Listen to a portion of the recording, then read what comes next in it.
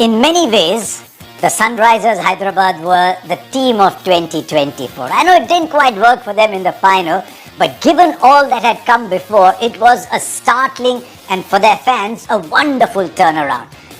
From 16 to 20, they were a good side, they keep making the playoffs, they won in 16, they were a good side, and then suddenly it all changed.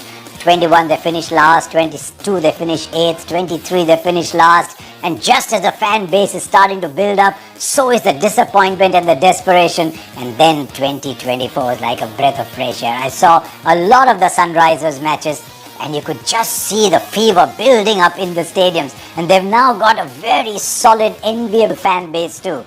And the reason they did it, one very good, calm captain in Pat Cummins, and Abhishek Sharma and Travis had just redefined what you do in the power play. The numbers that they generated, the power that they generated was just astonishing. In 13 games, they made 599, averaging 50, scoring at 13.21 per over. Just pause a while, think about that. 13 runs and over through a tournament was unheard of. It was the highest strike rate in the power play. They've had a fantastic season in 2024 outside of when they were opening to highest from 1 to 6, and collectively this side absolutely murders spin bowling. So they want Abhishek Sharma and Travis Head to do well. Travis Head has had a fantastic 24. He's in pretty good form in 25. It's been a fabulous up and up and up for Abhishek Sharma, who's now doing for India what he did for the Sunrisers. He's come off a fabulous domestic season for Punjab. So it all augurs very well for them at the top of the order. It helps that that track in Hyderabad is their best friend. You want to go anywhere as a batter, go to Hyderabad, roll up that pitch and take it with you. I hope from their point of view, it's a similar surface because they built a team for that. They've got great continuity. They've got the same coach again. They've got the same captain, something they didn't have in the previous 3 years. And now they'll want the same pitch as well, because that top 5 or 6 is an extraordinarily powerful hitting lineup. They'll want at number 3, Ishan Kishan to continue in the same vein. I know it will mean 3 left-handers at the top, but if he is firing, wow, we've all seen the double 100 that he made in 50 overs cricket in record time. When Ishan Kishan gets going, he's one of the wow players. But his career has just been a little turbulent. I don't know what's going on in his mind. If he is settled, if he is happy, if he is ambitious, then he can be brilliant. He's also got a point to prove, remember. He's way down the pecking order at the moment for his India spot that he owned. We loved him playing for India. So Ishan Kishan at number 3 has a big season. It turns that team around because then they've got power through Nitish Reddy and Heinrich Klaasen. I actually won't be surprised if they back Nitish Reddy at 4 as India sometimes did when he was fit and playing T20 there. And then there's Heinrich Klaasen. Wow.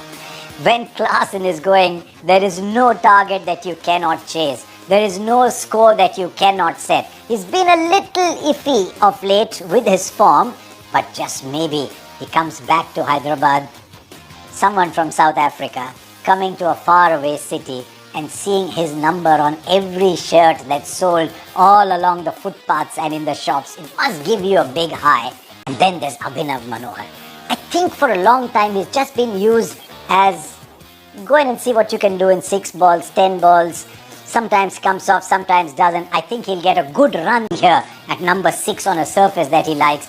That is an absolutely fabulous top 6. But for them to win, they made some really good buys. They've retained Cummins.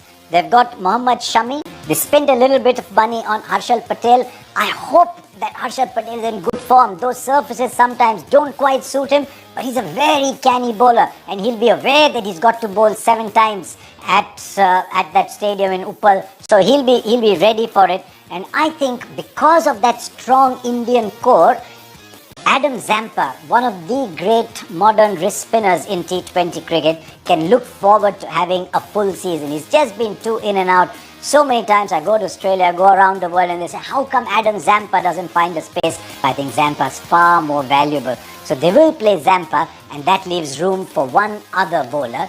Now that leaves 10 players, and they can either go with an additional seam bowling option, but I still think they'll go with Rahul Chahar as as a second wrist spinning option along with Zampa, even though they've got Abhishek Sharma, because they've got Nitish Reddy to bowl 2-3 on a good day, even 4 overs. So they'll have their spin bowling covered, they'll have their seam bowling covered. That leaves one issue: who bowls alongside Mohammad Shami in the power play? Where Shami is bowling beautifully. I mean, it's incredible. He comes back from an injury layoff. It takes a little bit of time, but now I've seen him in the Champions Trophy. He's charging in, he's bowling as well as ever. If he is fit and charging in, that takes the power play problem out for them, because for Gujarat Titans, he was sensational in the power play. They just have to find someone to bowl alongside him. Maybe get an over out of Abhishek early. Maybe get Pat Cummins to bowl a little bit in the power play and leave Harshal to bowl at the back end.